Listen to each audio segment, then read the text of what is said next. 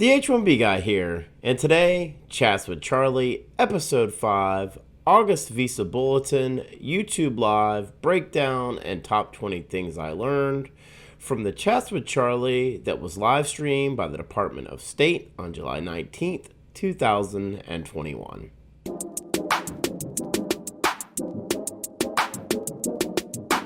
But before we get started, I'd like to ask you, if you haven't already, to please subscribe to the H1B Guy channel here on YouTube and like this video so that I can continue to produce more content like this for you.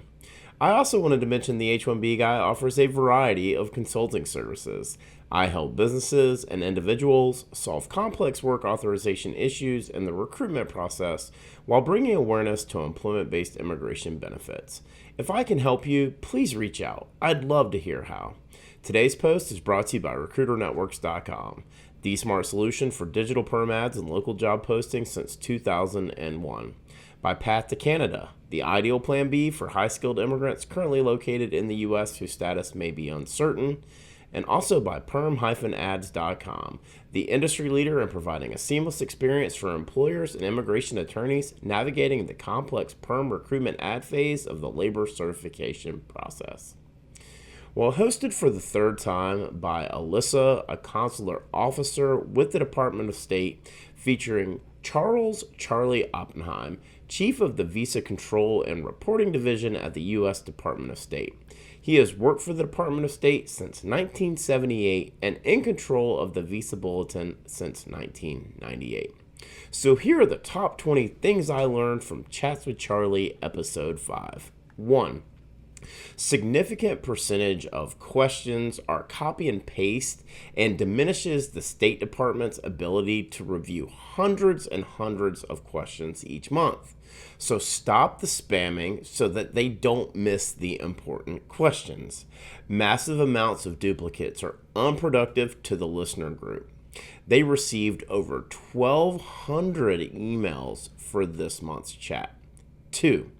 Consular centers abroad provide capacity to the National Visa Center 30 to 60 days in advance, which allows for NVCs to begin scheduling appointments and get the information out to the applicants. NVC schedules appointments chronologically on the date which the case was deemed documentarily qualified. 3. EB3 final action dates for September 2021 Visa Bulletin will be announced as January 1st, 2014 for September 2021 Visa Bulletin for India's EB3 preference.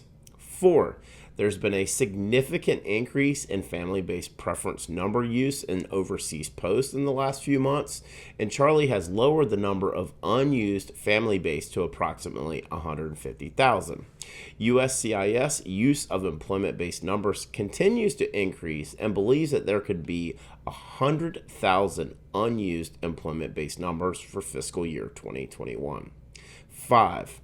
All employment-based data filings have reached or exceeded from October 2020 Visa Bulletin for final action dates except India EB3, which retrogressed by 1 year, but the retrogression date will be met. 6. Charlie is aware of proposed legislation to recapture unused visas from 2020 and 2021.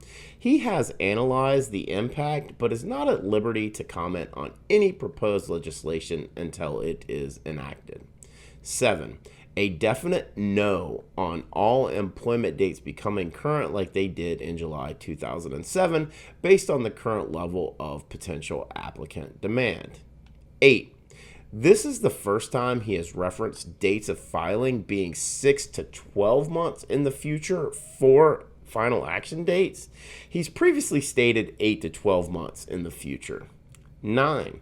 Charlie sees no reason to expect the India EB3 final action will reach 2017 into the foreseeable future. 10. Calculate dates of filing to realize how much demand needs to be generated to meet future number use demands. Get significant demand by moving the dates 1 to 2 months at a time for India. 11. Starts moving unused numbers around to be used in various categories based on demand and projected number use. Can make the determination at any point in the year and based on historical needs. 12. The likelihood of retrogressions are typically in August or September at the end of each fiscal year, as there are significant implications for corrective actions, constantly looking at patterns to maximize number use for each year. 13. Too early to speculate on India EB2's forward movement for fiscal year 2022 as compared to the forward movement for fiscal year 2021. 14. Cannot compare the demand in 2007 to the demand in 2021. No need to make any dates current other than the ones that already are. 15. All DV 2021 ranked cutoffs were current in July, and Charlie expects the same for DV 2022. 16. Does not expect drastic movement for any employment-based final action dates at the beginning of fiscal year 2022. 17. Demand still remains on EB2 until EB3 downgrade is finalized, and demand for EB3 for China and India has been less than his target, and that's why he's been able to move EB3 at a more rapid pace than EB2. 18. Unused visas fall down or up in the case of EB4, EB5, and are allocated to individuals strictly in priority date order. 19. 9,000 unused visas for fiscal year 2020, and has for several months been stating that there will be significant amounts of unused employment-based numbers for fiscal year 2021. 20. Does not expect India EB2 or India EB3 to reach January 2016 during fiscal year 2022, leaning heavily on what you see as data filings for the month of September will give us an idea as to what we can expect that may happen in October of 2021's Bulletin. I feel like Charlie's mood is continuing to become more somber the more and more he's done these chats with Charlie sessions. I believe it has everything to do with the wastage of number usage for spillovers and USCIS's inability to process at the level of demand that the Department of State is seeing. A few weeks ago, I honestly believed we would see aggressive, rapid movement for the October 2021 visa bulletin that would kick off fiscal year 2022. Now, I don't believe that to be nearly as likely. The most telling comment from Charlie was in reference to number 20 on my list, and that says that he does not expect either India EB2 or India EB3 to reach January 2016 during fiscal year 2022. I'm really curious to see if that comment will hold true, because if it does, we're going to continue to see priority dates with wait times for final action surpassing 4,000 days.